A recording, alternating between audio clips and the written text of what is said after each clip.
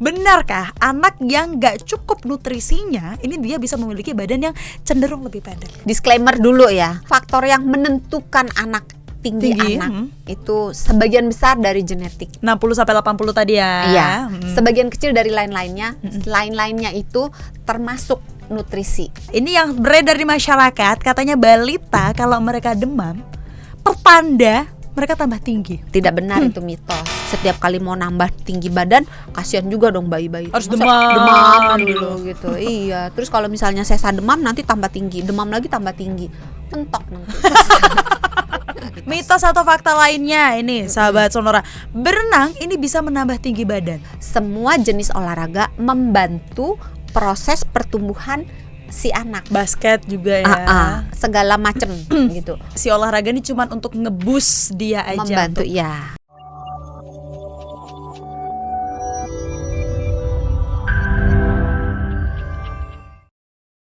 Hai sahabat Sonora, balik lagi di Kamus Sehat. Tentunya kalau Anda lagi menyaksikan Kamus Sehat, ini akan ada banyak informasi seputar kesehatan yang akan kami bagikan untuk Anda.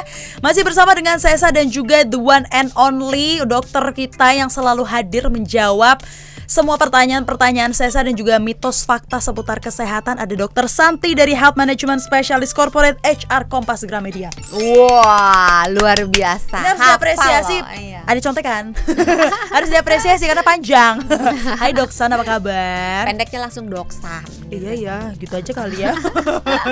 Luar biasa baik. Semoga sahabat Sonora yang menonton, yang mendengarkan juga berada dalam situasi yang baik, sehat, dan bahagia selalu. Amin. Doa-doanya baik-baik loh. Saya senang kalau dikasih doa-doa yang baik ini ya. Amin. Ini seperti biasa, Kamu Sehat, kita bahas informasi seputar kesehatan ya. Cuman yang ini kali ini kita mau membahas tinggi badan. Ini kalau katanya ibu produser ya. Dok, nanya dong, tinggi badan Doksan berapa? BTL, batak tembak langsung. 160. Ya ampun, imut banget ya aku ya. Tapi kalau misal untuk lamar karyawan lewat kan? 165 deh. 165. Gak bisa dok. Makanya jadi dokter. Iya. Cita-cita mau jadi pilot gitu kan. Tapi nggak tahu jalan, nyasar mulu. Kan repot kalau tapi kan kalau tinggi badan kan juga sebenarnya dari genetik nggak sih? Iya, tinggi badan itu ditentukan 60-80% itu dari genetik. Terima kasih ibu dan ayah. 20-40% itu dari lain-lainnya. Dari faktor diri sendiri, apakah mau meninggikan Jadi badan atau berapa? Nanti kita hitung. Nanti belakangan. Ini saya nggak tahu ini. Iya, mau nyombong boleh lah. Sesa tingginya berapa? Awalnya saya mengira tinggi saya adalah 170, tapi ternyata tidak. 175. Enggak, tinggi banget. Enggak di antara 168 169.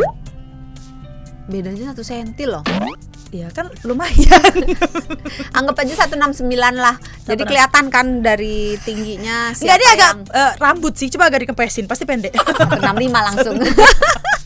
Beda 5 senti kita. Lumayan. Hari ini kita membahas seputar tinggi badan. Ini mungkin untuk sahabat Sonora yang punya anak-anak kecil yang mungkin keinginannya adalah aduh anakku pengen tinggi nih. Karena nanti kalau badan tinggi biasa kalau di Indonesia persyaratan untuk seorang karyawan ini ada tinggi badan yang harus dilewatin dulu ya. Jadi biasanya orang tua Indonesia ini senang banget kalau anaknya tinggi-tinggi. Doksan, ngomongin seputar tinggi badan. Kalau kita tarik ke belakang dari seorang anak ini yang baru lahir. Dari lahir ini sebenarnya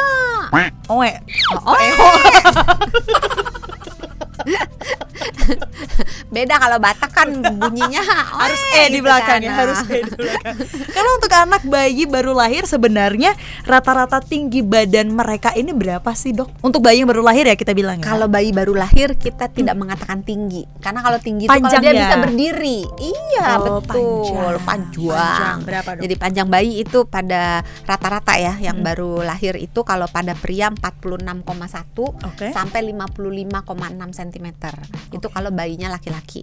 Kalau bayinya perempuan 45,4 sampai 54,7 cm. Ngomongin tinggi badan berarti kita harus mengatur nutrisi si anak-anak ini sedari dini gitu ya. Betul. Nah, benarkah? Benar. Belum. Benarkah anak yang gak cukup nutrisinya ini dia bisa memiliki badan yang cenderung lebih pendek? Nah, ini daripada saya dihujat oleh netizen nanti, disclaimer dulu ya, bahwa faktor yang menentukan anak tinggi anak itu sebagian besar dari genetik. 60-80 tadi ya. Iya. Sebagian kecil dari lain-lainnya. Lain-lainnya itu termasuk nutrisi. Oke. Jadi bukan berarti kalau anak yang kurang nutrisi pasti pendek. Tapi anak yang kurang nutrisi kemungkinan untuk tinggi badannya tidak mencapai tinggi yang seharusnya, yang optimal, itu menjadi lebih besar. Jadi jangan nanti netizen pada nyinyir, aduh itu kan nasib apa ditentukan dari Tuhan, aduh itu mah gua mah begini-begini juga makannya biasa aja juga tinggi. Kan netizen biasa ya, banyak yang komen. Jadi kita sebutkan dulu dengan jelas.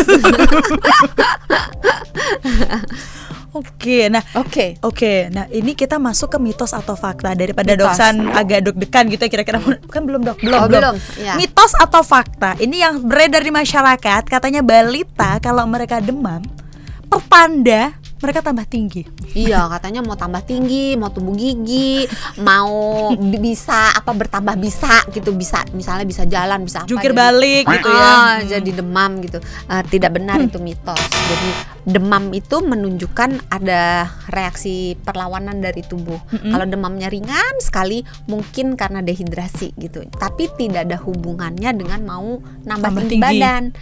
Kalau mau setiap kali mau nambah tinggi badan, kasihan juga dong bayi-bayi. Harus demam dulu gitu. Iya. Terus kalau misalnya sesa demam nanti tambah tinggi, demam lagi tambah tinggi, mentok nanti.